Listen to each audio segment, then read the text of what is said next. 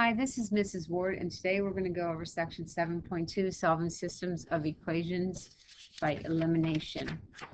So in the last section, you learned how to solve systems of equations by either graphing or substitution. Today we're going to do a different method, which means we are going to use the process of elimination.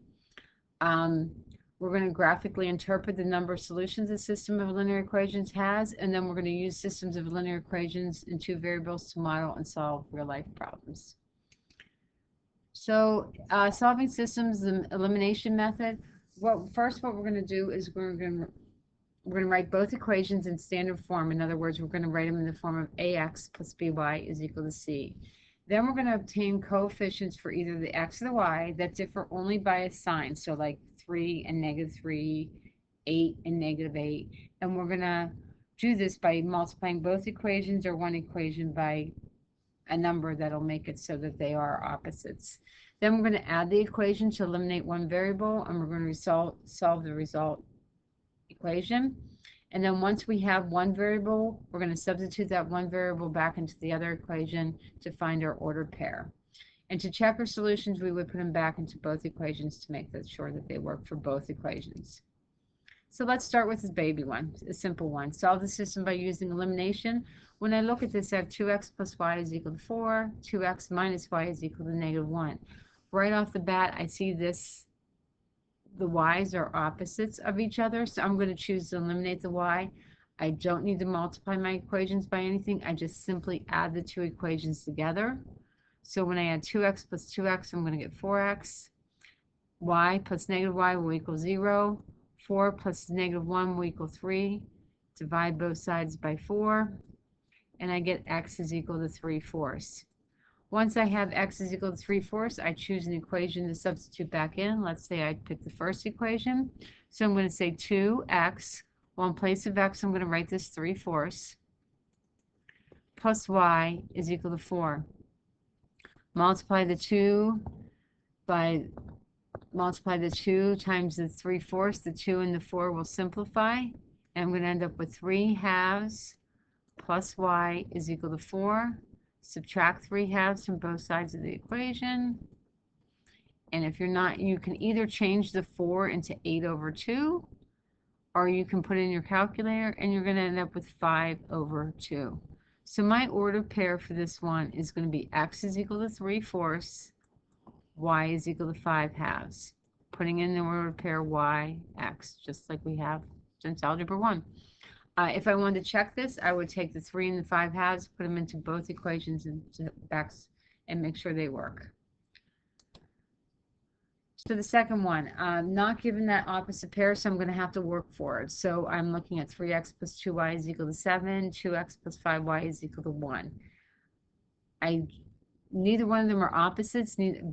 All four variables are positive. So what I'm going to do is just pick a letter to eliminate. So let's say I decide to eliminate the x.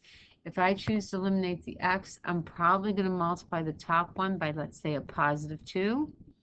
When I do that, I would have 6x plus 4y is equal to 14. Remember, you got to distribute that 2 to everything on the top equation.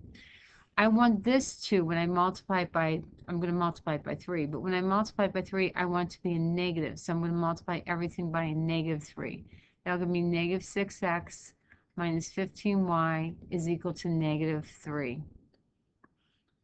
I add 6x plus -6x is equal to 0, so I'm going to have a -11y is equal to 11. Divide both sides by -11. Oh, that's a bad negative sign. And I get y is equal to -1. Now I'm going to back substitute in to find out what x is equal to. So let's say I choose the first equation, and I'm going to say 3x plus 2y. Well, in place of that y, I'm putting -1 is equal to 7. So I'm going to have 2x minus, 3x minus 2 is equal to 7. Add 2 to both sides. I'm going to get 3x is equal to 9. Divide both sides by 3. X is equal to 3. So my ordered pair is going to be 3, -1. Okay, doing the next one. I have -2x plus 3y is equal to 6. 4x minus 6y is equal to -3. when I look at this, I can see that x has opposite signs, so I'm just going to choose to eliminate the x. I'm going to multiply this top equation by 2. When I do that, I'm going to have negative 4x plus 6y is equal to 12. Leaving the second equation alone, but just copying it down here so it makes it easier for me to add. When I do this, the negative 4x plus 4x is equal to 0, but so the x's are eliminated, but the y's are also eliminated. So on the left-hand side of the equation, that's all going to equal 0. Both my x and my y have eliminated. When I add 12 plus negative 3, I get 9. So when I look at this, I say 0 is equal to 9. Well, that's a false statement. That is not true. 0 does not equal 9. So if both my variables are eliminated and I'm left with this false statement, that means I have no solutions. In other words, these two lines will never have a point where they intersect. Well, two lines that have no intersection points are going to be parallel lines. So when I get this no solutions, that means these two lines are parallel. What we call this inconsistent. That means there's no solution. So when I say no solutions, it's inconsistent. Just some things to point out. When you get to this point where it says 0 is equal to 9, you can't just quit and say, I'm done. You need to let us know that you know that there are no solutions. So you are going to have to write the words no solution. Let's look at something else that happens sometimes when both variables are eliminated. So this one, same process. I'm just going to eliminate the x's because they're there and I choose to eliminate them. In order for this 2 to be opposite, I'm going to multiply it by -3. That'll give me a positive 6. So this will be 6x minus 9y is equal to -18. Clapping down the bottom equation. And when I add, just like before, the x's are eliminated and the y's are eliminated, so the left-hand side is equal to 0. But what's different in this one is the 18 and the -18 also equal 0. So this is a true statement, which means there are infinitely many solutions. I guess I didn't have to write the word many, but I did. So there's infinitely many solutions. What happens when I graph this? I would graph one line, and then come along, and when I graph the second line, it would be right on top of the other one. So these two are basically the same line. So this means that they're consistent. Consistent means that there are solutions. Inconsistent means that there's not solutions. So if we go back to the other ones that weren't special, this one, when I have the solution of 3, -1, that means it's a consistent system. It has a solution. So moving forward, let's try one. Let's try another one just to make sure we have this ingrained. So here, this one, I look at -2x plus 3y and x plus 3y. When I look at this, I see the 2's have opposite signs, but I also see the 3's have the same coefficient. So I might find it easier just to multiply one of these by a negative sign. So let's say I multiply the top row by a -1. When I do that, I'll get 2x minus 3y is equal to -6. Leaving the bottom row, the bottom equation alone, when I add, I'm going to have 3x, and then is equal to 9. Divide both sides by 3, and x is equal to 3. Some of you might have gone ahead and eliminated the x, and that's fine. You're going to get the same answer at the very end, but you're just going to find your y first and substitute your y back in. I'm going to now substitute back in for x. If I have a choice not to work with negatives, I'm going to take that choice. So I'm going to substitute this one back into the second equation. So x, I'm going to write 3 plus 3y is equal to 15. Subtract 3 from both sides. I get 3y is equal to 12. Divide both sides by 3, and y is equal to 4. So my ordered pair is going to be 3, 4. And that is my solution. Again, this would be a consistent system because I do have a solution. Inconsistent means no solution. Now this one, a little bit harder. So when I look at this, I have fractions in the top equation. So I want to somehow solve the system. Elimination is not going to be as easy because of those fractions. So what I'm going to choose to do is I look here and I have a 2 in this denominator, 2 in this denominator. I'm going to go ahead and choose to multiply everything in this equation by 2. And I'm going to take the time to write that I'm multiplying everything by 2. When I do that, these 2's will simplify, and I'm left with x minus 1. When I multiply my second term, these 2's will simplify, and I'm left with y minus 2. And that's equal to, and then 2 times 1 would be 2. Combining my like terms, I'm going to have x plus y minus 3 is equal to 2. Adding 3 to both sides, I end up with x plus y is equal to 5. So that's my top equation. X plus y is equal to 5. That's all the work I did to simplify that. Now I'm just going to simply copy down the other equation. So x minus y is equal to 2. This is a nice one because I already have that opposite pair, so I'm going to add x plus x and get 2x. I don't need to multiply by anything. Is equal to 7. X is equal to 7 halves. Substituting into one of the original equations or either one of these two equations to find out what y is. I am never going to go back and substitute it back into this one. Why would I bother? So let's say I substitute it back into this one to find my x. I'm going to have 7 halves minus y is equal to 2. Subtract 7 halves from both sides. When I do that, I end up with opposite of y. Don't drop that negative sign. You need it. And the 2 I can think of as 4 over 2, or you could have put in your calculator. I'm going to get negative 3 halves. So y is equal to a positive 3 halves. So my order pair is going to be 7 halves, 3 halves.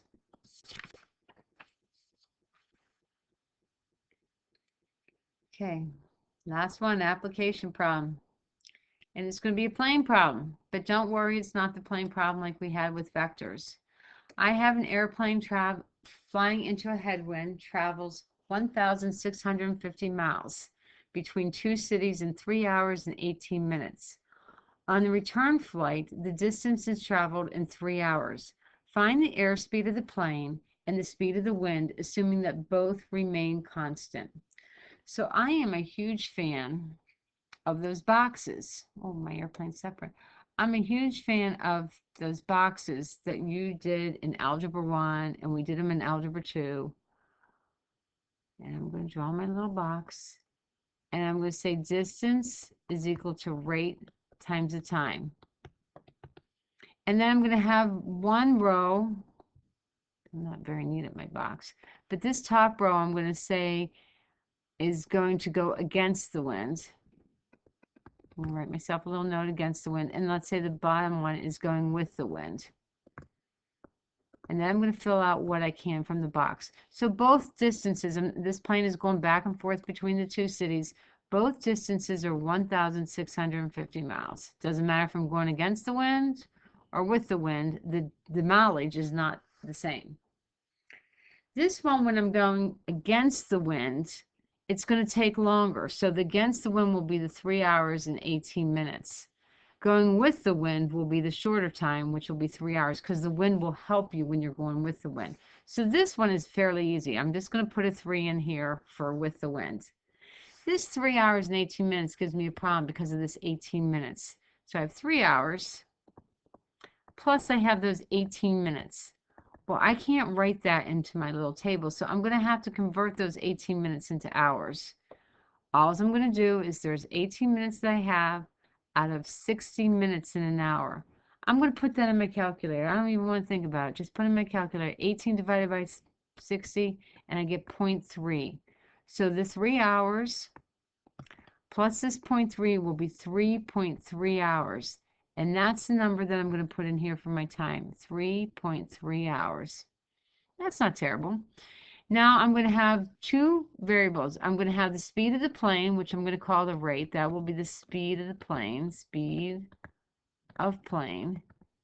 And then I'm going to use W to be the speed of the wind.